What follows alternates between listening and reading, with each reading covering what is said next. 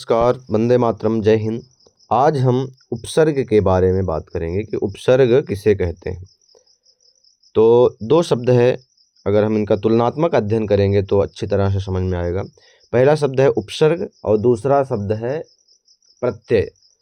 तो उपसर्ग उन्हें कहते हैं जो किसी क्रिया के पहले लग करके उसके अर्थ में परिवर्तन कर देते हैं, उसे उपसर्ग कहते हैं।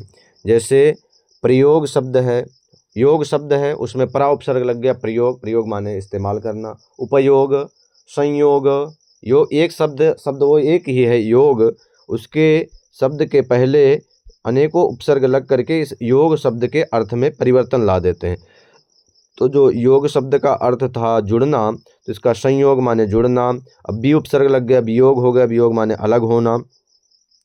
और इसी प्रकार से उपयोग माने प्रयोग करना। प्रयोग, संयोग, वियोग इत्यादि शब्द जो है योग शब्द से ही बनते हैं। इस प्रकार से उपसर्गों की जो संख्या है वह 22 होती है। हम आज उपसर्ग के बारे में बात करेंगे। अब इसका विपरीत होता उल्टा, प्रत्यय। उपसर्ग क्रिया के पहले या शब्द के पहले लगते हैं, प्रत्यय शब्द के बाद लगते हैं। प्रत्यय शब्द के बाद में लगते हैं, ये बाद में लगते हैं। तो प्रत्यय शब्दों के बाद में लगते हैं, उपसर्ग शब्द के पहले लगते हैं। अब उपसर्ग के बारे में हम बात करते हैं। तो धातोः पूर्वम उपसर्गान योजयित्वा नूतन क्रियापदानां निर्माणं क्रियते। धातोः पूर्वम माने धातु से पहले, उपसर्गान योजयित्वा उपसर्गों को जोड़ करके, नूतन माने नए, क्रियापदानां क्रिया के पद का जो निर्माण किया जाता है वह उपसर्ग कहलाता है। धातु पूर्वम उपसर्गान योजयित्वा, धातु के पहले उपसर्गों को जोड़ करके नए नए क्रियापदों का निर्माण किया जाता है। सामान्यतः माने सामान्य रूप से द्वाविंशति उपसर्गाः भवन्ति। सामान्य रूप से 22 प्रकार के उपसर्ग होते हैं। कोई कितने प्रकार के उपसर्ग होते हैं? तो 22 प्रकार के उपसर्ग होते हैं। उनके 22 के नाम दिए गए हैं नीचे। प्रा, परा, प्रा माने प्रा उपसर्ग हो गया, प्रयोग, परा पराजित, अप अपमान, सम सम्मान, अनु अनुसार। इन शब्दों से नए नए शब्द बनते हैं।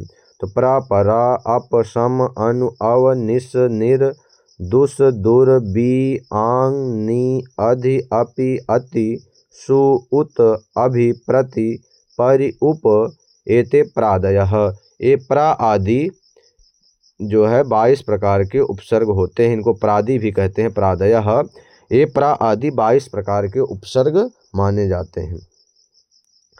अब उपसर्गाः धातोः पूर्वम भवन्ति। उपसर्ग क्या होते हैं? धातु से पहले लगते हैं। हमको याद रखना है कि उपसर्ग धातु से पहले लगते हैं।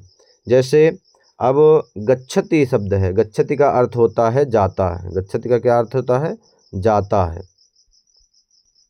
अब इसके पहले आ उपसर्ग लग गया। कौन सा उपसर्ग लगा? आंग उपसर्ग लग गया। तो आंग उपसर्ग लगने से जो धातु का अर्थ था जाता है, उसका आंग उपसर्ग लग जाने के कारण, उस उपसर्ग के प्रयोग हो जाने के कारण इस आगच्छति का अर्थ हुआ आता है। क्या हो गया इसका अर्थ? आता है। तो जब उसके क्रिया के पहले कोई उपसर्ग लग जाता है तो उसके अर्थ में परिवर्तन कर देता। गच्छति का अर्थ था जाता है, और जब आ उपसर्ग लग गया आगच्छति, तो आगच्छति का अर्थ हो गया आता है। तो इस प्रकार से धातु के पहले, क्रिया के पहले लग करके जो अर्थ को परिवर्तित कर देते हैं उन्हें उपसर्ग कहते हैं। कदाचित उपसर्गाः, कदाचित माने कभी कभी, उपसर्गः माने उपसर्ग, धातेः एव अर्थम उत्कर्षेण पोषयन्ति। कभी कभी ये उपसर्ग क्रिया के अर्थ को अच्छी तरह से प्रयोग में लाते हैं, माने उसकी उत्कर्षता माने उसके सुंदरता को और बढ़ा देते हैं। अर्थात विपरीतम अर्थम न सूचयति, माने उसके अर्थ को और सुंदर बनाते हैं, ना कि उल्टा करते हैं। जैसे शोभते, एक शब्द है शोभते। शोभते माने अच्छा है। और सुशोभते, सुशोभते, सुशोभते माने बहुत ही अच्छा है, बहुत ही सुंदर है। जैसे इसी प्रकार से है स्वागतम, सु उपसर्ग लगा, आगत माने आइए, और स्वागतम माने आपका बहुत ही सुंदरता के साथ स्वागत है, आप पधारिए। तो आगतम, स्वागतम। इसी प्रकार से शोभते, सुशोभते इत्यादि शब्द बनते हैं। अब धातोः पूर्वम द्वित्राः उपसर्गाः अपि भवितुं शक्यते। एक ही धातु के पहले, माने धातु के, पूर्वम माने पहले, द्वि माने दो, त्राह माने तीन, दो या तीन उपसर्ग भी हो सकते हैं। किसी भी धातु से पहले ऐसा नहीं कि एक ही उपसर्ग का प्रयोग होगा, दो या तीन उपसर्ग भी एक साथ प्रयोग हो सकते हैं। जैसे प्रति, आ, ये दो उपसर्ग होगा, प्रति उपसर्ग और आ उपसर्ग गच्छति शब्द के पहले प्रयोग हुआ तो हो गया प्रत्यागच्छति। गच्छति माने जाता है, प्रत्यागच्छत माने पुनः वापस लौटता है। तो इस प्रकार से शब्द हो गया प्रत्यागच्छति। अब उपसर्ग कारणतः कदाचित परस्मैपदी धातु आत्मनेपदी धातु परस्मैपदी रूपेण च विपरीयते।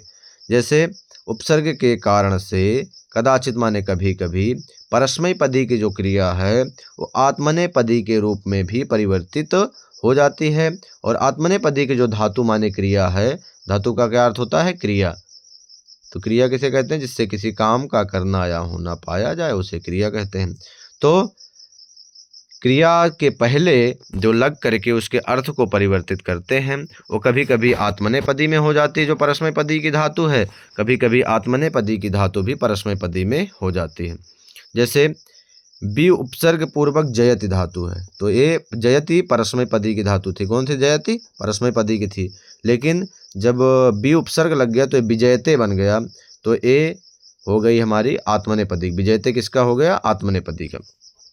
अब इसी प्रकार से बी उपसर्ग लग गया रमते। रमते जो धातु था रमण करने अर्थ में, वो बी उपसर्ग के लगने के कारण बिरमति बन गया, ये परस्मैपदी बन गई। तो अभिप्राय यह है कि कभी कभी आत्मनेपदी की धातु भी उपसर्ग लगने के कारण परस्मैपदी हो जाती है और कभी कभी परस्मैपदी की धातु भी उपसर्ग लगने के कारण आत्मनेपदी हो जाती है। अब इसके बाद है कि कैसे जो है अर्थ में परिवर्तन होता है, तो उसी के बारे में बता रहे हैं कि उपसर्गेण धात्वर्थो बलादन्यत्र नीयते प्रहाराहार संहार विहार परिहारवत। उपसर्गेण माने उपसर्ग के द्वारा, धात्वर्थो धातु माने क्रिया के अर्थ को, बलात् माने जबरदस्ती या जब अच्छी तरह से, अन्यत्र नीयते माने उसके अर्थ में परिवर्तन ला दिया जाता, उसका अर्थ परिवर्तित हो जाता है। जैसे एक शब्द है यह हार, ह्री धातु से हारा शब्द बना, ठीक। अब हार शब्द में इसमें प्रा उपसर्ग लग गया तो प्रहार बन गया। प्रहार का अर्थ होता है मारना, प्रा उपसर्ग लगने के कारण क्या बन गया? प्रहार। अब इसके बाद आहार, हार ही शब्द था, आहार माने इसका अर्थ हो गया भोजन, आहार का अर्थ क्या हो गया? भोजन। अब इसके बाद संहार, संहार का अर्थ भी होता है यही, प्रहार माने मारना या संहार करना। अब विहार माने होता है घूमना या भ्रमण करना, विहार का क्या अर्थ हुआ? घूमना या भ्रमण करना। और परिहार माने होता है छोड़ देना या परिहार करना। तो इस प्रकार से वो हार शब्द का ही अलग अलग अर्थ हो करके उसके अर्थ में उपसर्गों के कारण एक हार शब्द के लग जान, हार शब्द में ही कई प्रकार के प्रा उपसर्ग लगा प्रहार, आंग उपसर्ग लगा आहार, उसके बाद परिहार, इस प्रकार से कई शब्द जो है उसके अर्थ में आ जाते हैं। तो हार शब्द एक ही शब्द था, लेकिन उसमें अनेकों शब्दों के, अनेकों उपसर्गों के लग जाने के कारण वह एक हार शब्द अनेकों अर्थों में परिवर्तित हो जाएगा। प्रहार, हार, संहार, विहार, परिहारवत। तो जैसे यह है कि एक ही प्रहार माने एक ही शब्द था, वो प्रहार का अर्थ हुआ मारना, आहार माने भोजन करना, संहार माने मारना, विहार माने भ्रमण करना, परिहार माने परित्याग करना, कोई अन्य उपाय करना। तो इस प्रकार से उसके अर्थों में परिवर्तन हो जाता है। जैसे अब एक ये शब्द मान लीजिए योग शब्द है, क्या शब्द है? योग। अब इसमें सम उपसर्ग लग गया, बन गया ये संयोग, और बी उपसर्ग लग जाएगा, बन जाएगा वियोग, और उसके बाद उप उपसर्ग लग जाएगा, बन जाएगा उपयोग, परा उपसर्ग लग जाएगा, बन जाएगा प्रयोग।